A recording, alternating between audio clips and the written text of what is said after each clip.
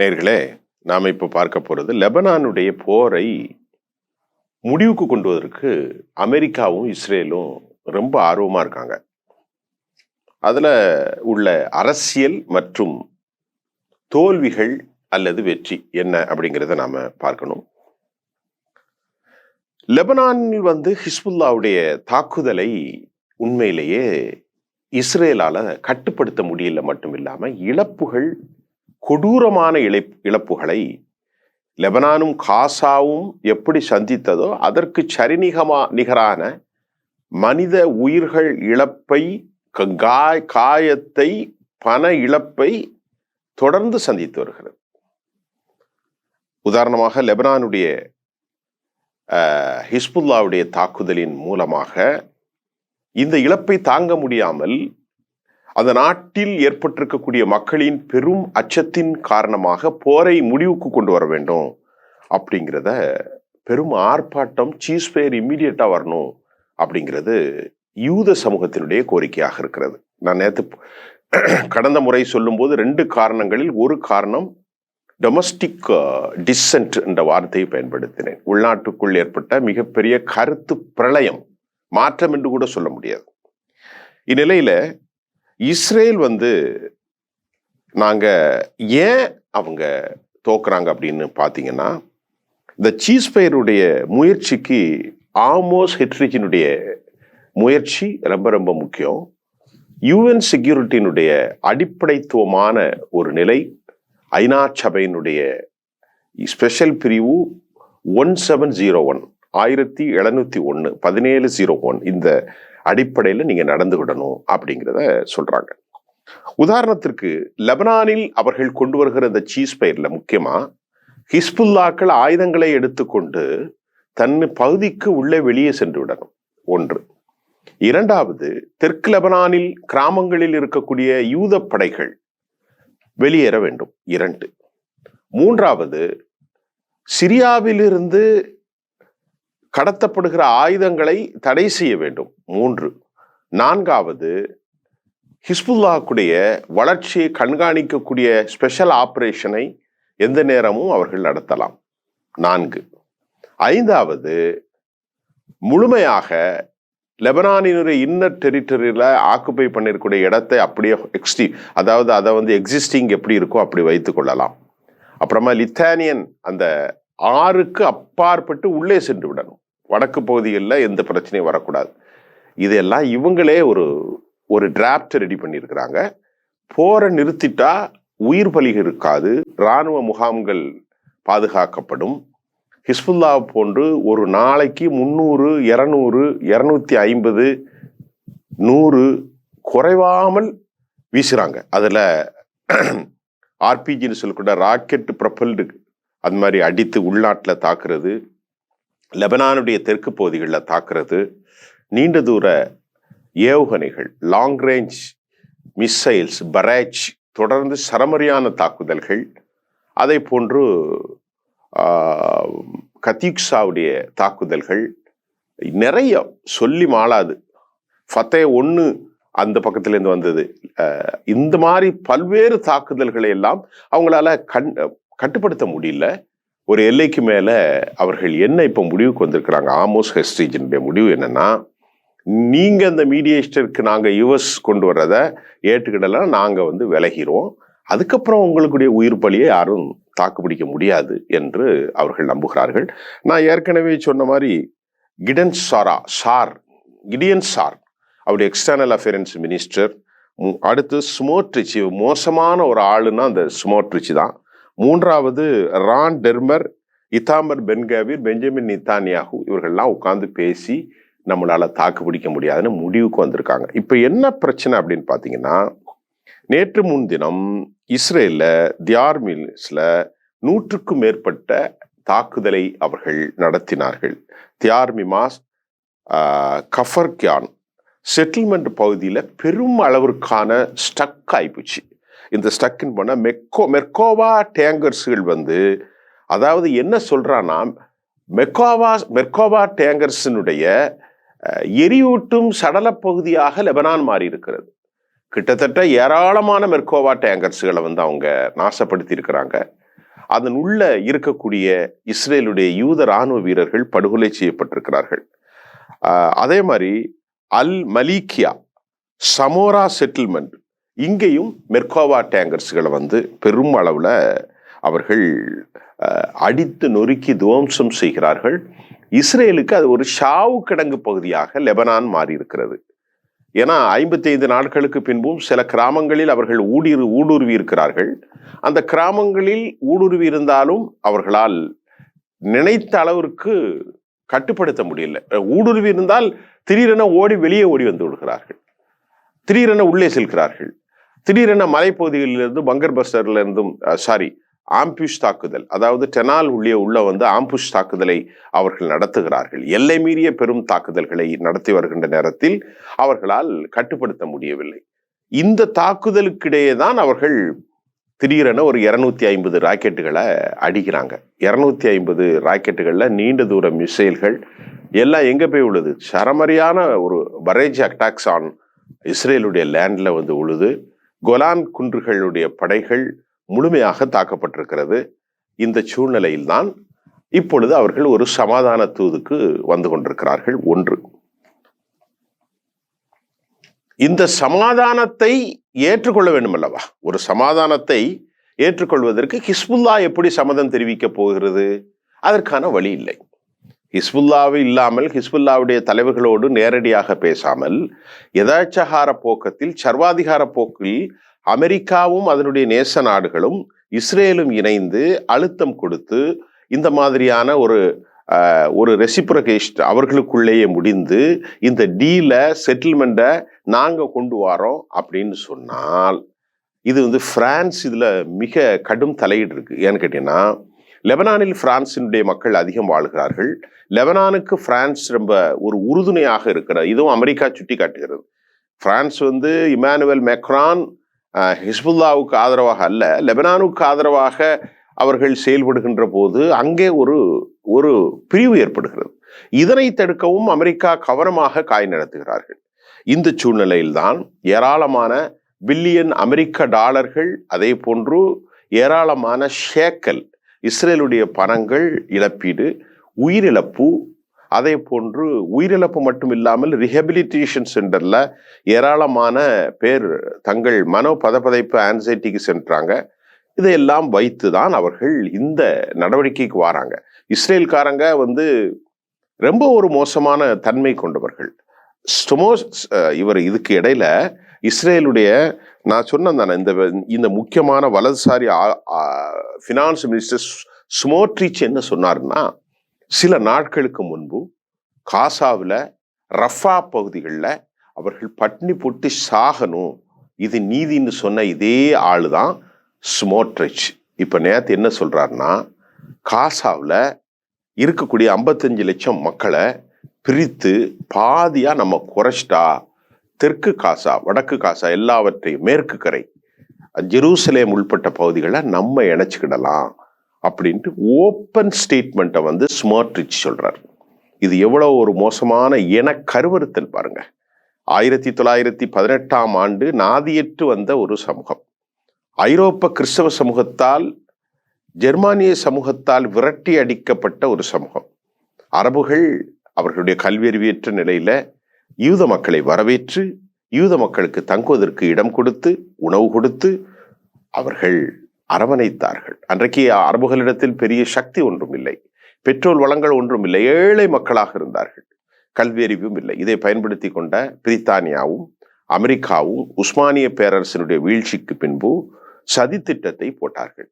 நிரந்தரமாக பகையாளர்களாக யூதர்களையும் அரபுகளையும் உள்ளே வைப்பதற்காக அவர்கள் செய்த இந்த சதி திட்டத்தின் விளைவாக குடியேற்றப்பட்டு 48 சுதந்திரம் கொடுக்கப்பட்டு, இன்றைக்கு கோலான் குன்றுகள், சிரியாவில் இருந்த ஆக்கிரமிப்பு, அனைத்து லெபனானில் இருந்த ஆக்கிரமிப்பு, ஜெருசலம் ஆக்கிரமிப்பு, எல்லாவற்றையும் செய்து கொண்டு ஒரு சிறிய துண்டு நிலம் காசா, அவற்றில் வாழுகிற மக்களையும் ஸ்மோட்ரிச் போன்ற மோசமான மனித விரோத செயல்பாட்டாளர்கள் தங்களுக்காக வைத்துக் கொள்ளும் என்று சொல்வது என்ன நியாயம் பாருங்கள் தோழர்களே.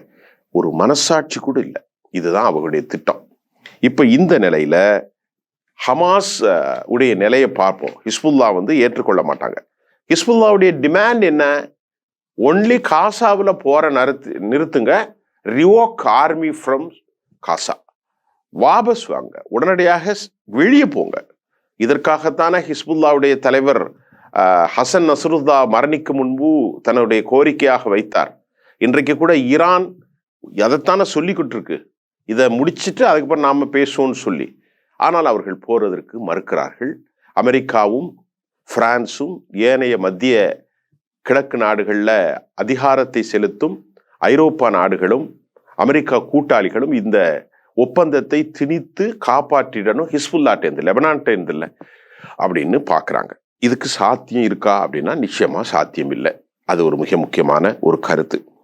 இதற்கு இடையில காசாவுக்கு நம்ம செல்வோம். இப்போ நம்ம லெபனானுடைய விவகாரத்தை பேசிட்டோம்.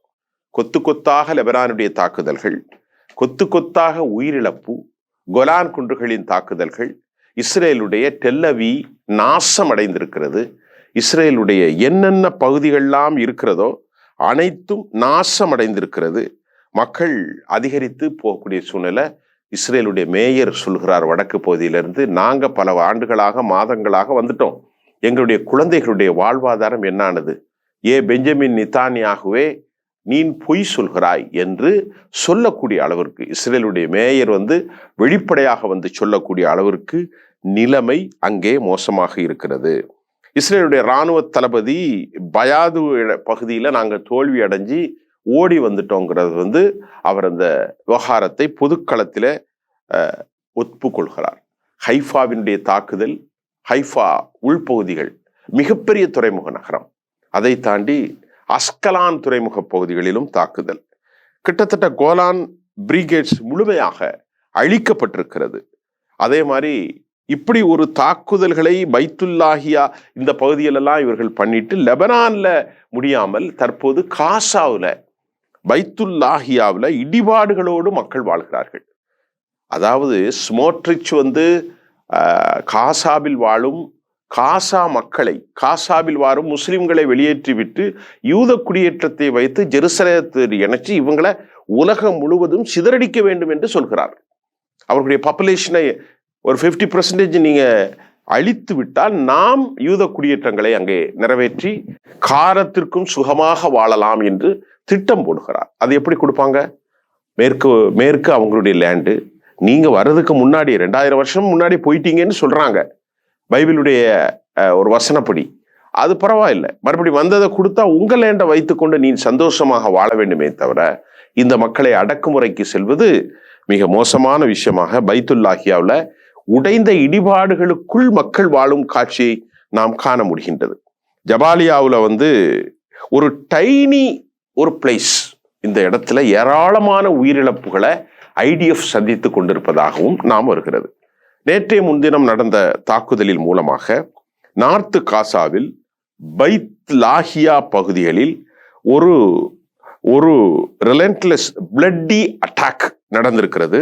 இதை நடத்தியது யாருன்னா அல் கசாம் அல் குஸ் படைகளுடைய தாக்குதலின் மூலமாகவும், அல் ஹத்தாபியா படைகள் நார்த்து காசாவிலே தாக்குதலாகவும், அல் குட்ஸ் நெட்சோம் பகுதியில் நடத்திய தாக்குதலின் வாயிலாகவும் 10 பேரு 20 பேருன்னு சொல்ல முடியாது, மெர்கோவா டேங்க்ஸ் உடைத்திருக்கிறது. அல் கசாம் படை ஹமாஸினுடைய ஒரு மிகப்பெரிய படம். அல் குஸ் படைகளும் அதே மாதிரி. அது மாதிரி நெட்சாம் பகுதி,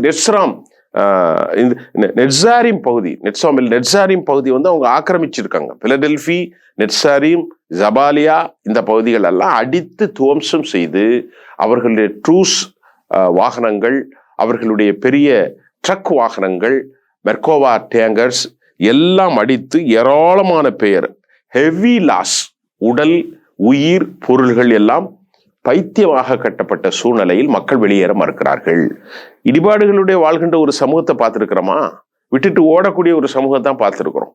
எத்தனை பங்கர் பஸ்டர் குண்டுகள், அமெரிக்காவினுடைய ராட்சச நாசகார F-15, F-16, F-35, F-22 தவிர எல்லாவற்றையும் அவர்கள் பயன்படுத்தினார்கள். ஹெலிகாப்டர்கள், சாப்பர்கள் ஆயிரக்கணக்கான சென்று ஒரு ஆண்டுகள் தாண்டி 410 நாட்கள், 15 நாட்களுக்கு 16 நாட்கள் ஆன பிறகும் வெற்றி கொள்ள முடியாத ஒரு பகுதியாக உலகத்தில் இன்றைக்கு காசா மாறி இருக்கிறது. தோழர்களே, இந்த சூழ்நிலையில்தான் அவர்கள் காசாவிலிருந்து மக்களை வெளியேற்ற நினைக்கக்கூடிய முயற்சி தோல்வி கண்டுவிட்டது. ஒன்று.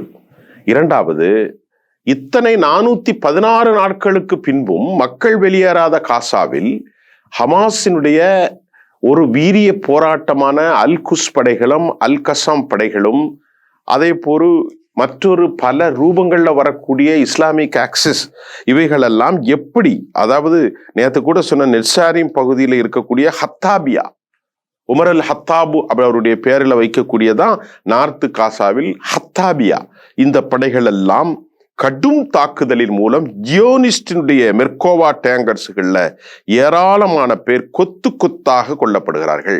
ஒரு வீட்டுக்குள்ள போயிருக்கிறாங்க. யாரு? அல் கசாம் அந்த குரூப்ஸ் எல்லாருமே, ஹமாஸ் படைகள் மெஷின் கண்ணை வைத்து அடிச்சு டு டார்கெட் இஸ்ரேல்ல ஏராளமான இஸ்ரேல் போர் வீரர்கள் பிளட்டி இந்த பேட்டில் நிறைய பேர் இறந்து போயிட்டாங்க தகுதியும் நாம் இப்பொழுது சொல்லியிருக்கிறோம். மத்திய இஸ்ரேல்ல இப்போ நார்த்து பகுதியில தாக்குதல் நடத்தி இது ஒரு பக்கம் முடிஞ்சது. அதே மாதிரி மத்திய இஸ்ரேல் டெல்லவியினுடைய புற பகுதிகள் பற்றி எரிகின்றது. 1-2னா பரவாயில்ல தோழர்களே, 250 350னா நீங்க யோசிச்சு பாருங்க. ஏற்கனவே சொல்லியிருக்கிறாங்க அவர்கள், நாம எதுவும் கூட சொல்லல, அவர்களுடைய டிஃபென்ஸ் சிஸ்டம், அதாவது வான் பாதுகாப்பு சிஸ்டம் ஸ்கைல இருக்கக்கூடிய அந்த டிஃபென்ஸ் சிஸ்டம் ஃபெயிலியர். நம்ம ஏற்கனவே சொல்லியிருக்கோம் அவர்களுடைய அயன் டோம், அயன் பீம், அதே மாதிரி டேவிட் சில்லிங், ஏரோ 2-3 எல்லாம் செயலிழந்து போன நிலையில 260 அதனை அவங்க தொடர்ந்து அடிக்கிறாங்க. அடிச்சனால டெல்லவியூ பற்றி இருக்கிறது, ஹைஃபா பற்றி இருக்கிறது. ஹைஃபா மட்டுமில்லாமல் பயாது பகுதியிலிருந்து தோழ்த்து அவர்கள் ஓடி வந்து விட்டார்கள். டெல்லவியூ, ஹைஃபா, அஸ்கலான் பகுதிகள், கோலான் பகுதிகள் அனைத்தும் பற்றி இருக்கிற இடத்தில் இந்த கடும் ராட்சச தாக்குதலில் மத்திய இஸ்ரேல் மோசமான நிலையை அடைந்திருக்கிறது. அதே போன்று மத்திய இஸ்ரேல் ரெஜியா மக்கள் பயங்கரமான பீதி அடைந்திருக்கிறார்கள்.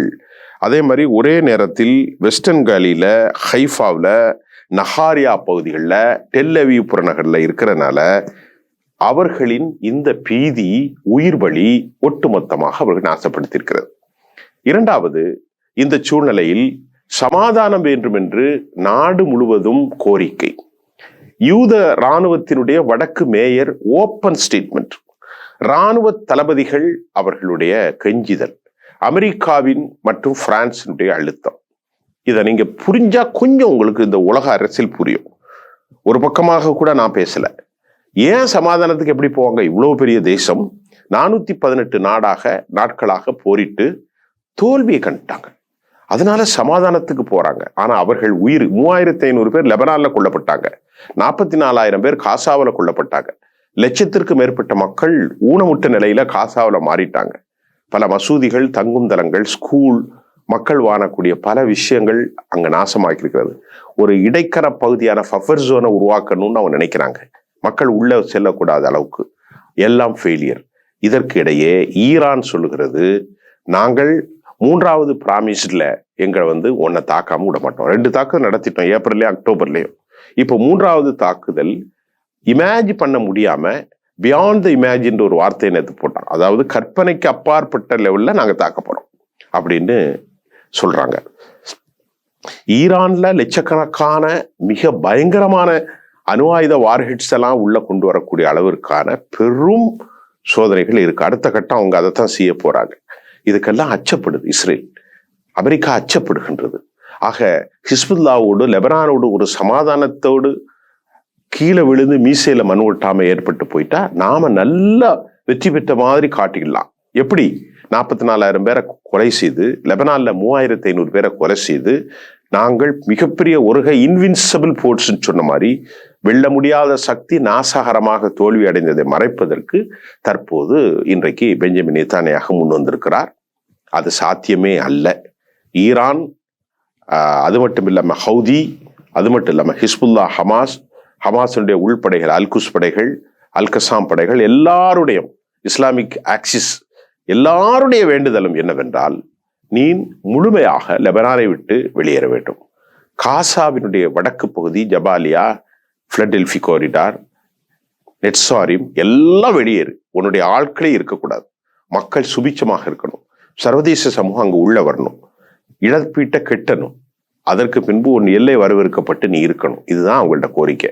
அந்த கோரிக்கை இல்லாம இந்த நாசகார யூரோப்பிய சக்திகள், அமெரிக்காவினுடைய சக்திகள் லெபனானில் மட்டும் போரை மட்டுப்படுத்தி விட்டு ரெஸ்டோர் பண்ணிடலாம், கண்டெய்னுக்குள்ள க்ளோஸ் பண்ணிட்டு பாதுகாப்பாக இருந்து கொண்டு மீண்டும் படைகளின் மூலம் காசாவை மட்டும் அடித்து அடித்து அடித்து துவம்சம் செய்து, இந்த ஸ்மோட்ரிச் சொன்ன மாதிரி, இத்தாமர் பென்கவீர் சொல்ற மாதிரி, நாப்தாலின் சொல்ற மாதிரி அடித்து நாசப்படுத்தி கொலை செய்து அந்த மக்களை இல்லாமல் அந்த பூமியை முழுமையாக அனிகிலேட் பண்ணிட்டு அங்க ஜெருசலத்தை கொண்டு வந்து யூத குடியேற்றத்தை, யூதனுடைய கோயில்களை யூதனுடைய இடமாக மாற்றுவதற்கு திட்டம் போடுகிறார்கள். இது சாத்தியமா? சாத்தியமே இல்லை. இதற்கு ஒத்துக்கொள்ள போகிறார்களா? அரபுகள் யாரும் போர்க்களத்தில் இருக்கக்கூடிய ஹவுதிகளோ, ஹிஸ்புல்லாக்களோ, இஸ்லாமிக் ஆக்சிஸோ, ஈரானோ ஒற்றுக்கொள்ள போவதில்லை. ஏனால் ஒருங்கிணைந்த ஒரு ஐடியாலஜியோடு, ஒரு டாக்ட்ரின் கோட்பாடு அன்றதுக்குள்ள அவங்க போரிடுறாங்க. அதுல ஹமாஸ் தனித்து அவர்களால் பிரித்து பார்க்க முடியாது.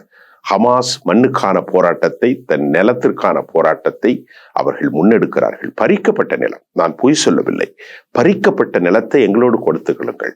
இஸ்ரேல்ல அவங்க பங்கு கேட்கல, எங்களுடைய இடத்துல நாங்க வாழ போறோம்.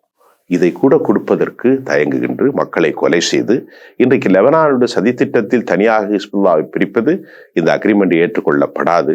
இறுதியில் ஒன்று மட்டும்தான் சொல்வேன், தானாக அழிந்து போகக்கூடிய சூழ்நிலையை தனக்குத்தானே இஸ்ரேல் ஏற்படுத்தி கொள்ள போகிறதோ என்று எண்ண தோன்றுகின்றது. மீண்டும் மற்றொரு களத்தில் நிறைய செய்திகளை சொல்றேன். ஏன்னா இப்ப நான் நிறைய தாக்குதல் நடந்தது நிறைய சொன்னா உங்களுக்கு குழம்பிடும். இஸ்ரேல் எங்கெங்கெல்லாம் தாக்கியிருக்கான்னு ஒவ்வொரு ஊர் பேரா இருக்கு, ஒவ்வொரு நகர் பேரா இருக்கு, ஒவ்வொரு பகுதியா இருக்கு. நான் கொஞ்சம் மட்டும்தான் சொல்லியிருக்கேன், ஹைஃபா, சமோரா, இந்த மாதிரி கொஞ்சம் கொஞ்சம். ஆனா அதுல இருந்து பன்மடங்கு நீங்க யூகித்துக் கொள்ளுங்கள். அதே போன்று லெபனானுடைய இஸ்ரேலுக்குள்ளே சொல்லிட்டேன், லெபனான் தெற்கு பகுதியும் சரி. இது இந்த அக்ரிமெண்ட்டை பத்திலாம் சொல்லிட்டேன். சாத்தியமில்லை, சாத்தியமில்லை. மற்றொரு களத்தில் நாளை சந்திக்கிறேன்.